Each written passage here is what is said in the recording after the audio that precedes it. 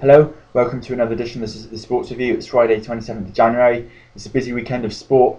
FA Cup, fourth round matches, Australian Open finals, both men and ladies. I'll run down those throughout this video. So there's 16 fourth round FA Cup ties this weekend. There's two being played right now, Watford against Spurs, Everton against Fulham. The other matches I'll run down quickly. QPR versus Chelsea, Liverpool versus Man U, Blackpool versus Sheffield Wednesday, Bolton versus Swansea, Derby versus Stoke, Hull versus Crawley Town, Leicester versus Swindon, Moore versus Southampton, Sheffield United versus Birmingham, Stevenage versus Nottingham County, West Brom versus Norwich, Brighton versus Newcastle. On Sunday, Sunderland versus Middlesbrough and Arsenal versus Aston Villa. I've not got current live access to the scores between the two matches happening now, Watford against Spurs and Everton against Fulham. The two big ties of the weekend are QPR versus Chelsea and Liverpool versus Manchester United. Of course, there's sort of backstories into both of those. In the QPR Chelsea matches, there was an incident with John Terry and Anton Ferdinand, the racial allegations towards John Terry.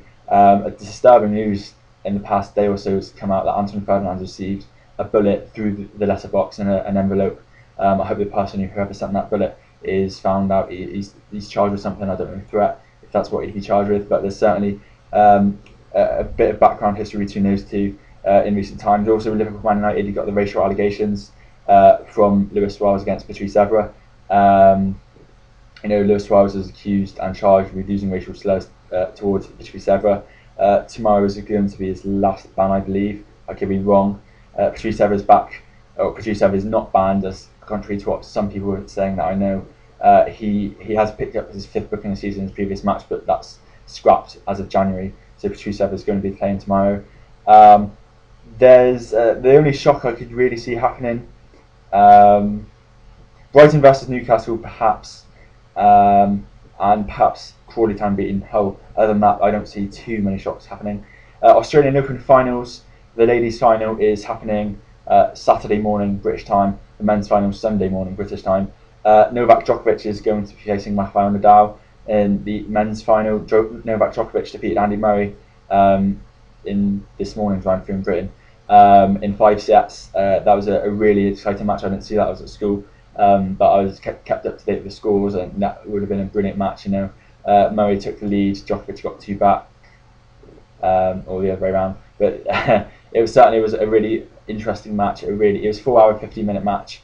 Energy sapping for both Murray and Djokovic. I don't know how Djokovic is going to be feeling come the final on Sunday morning, if he'll have enough time to recover. And also the ladies' final, Maria Sharapova against Victoria Azarenka. Maria Sharapova's got history to a 2008 Australian Open champion. I'd make a slight favourite against Azarenka, but favourites don't always win. African Cup of Nations, the table leaders are currently Group A, Equatorial Guinea atop, Group B, Ivory Coast, Group C, Tunisia, and Group D, Ghana. Just an interesting side note, Group A, Senegal, who I thought would win that group, are currently bottom. They've lost their 2 opening games and they are unable to qualify from that group. So it looks as though Equatorial Guinea is going to be progressing instead of Senegal. And there's quarterfinals that will be taking place after that. And then it's the same format as the Euro 2012. You've got 16 teams in the groups and quarters, semis, and final. Leicester Tigers scrum half Mickey Young has been banned for 8 weeks for dangerous contact with the eye area of Aironi winger Giulio Toniolati.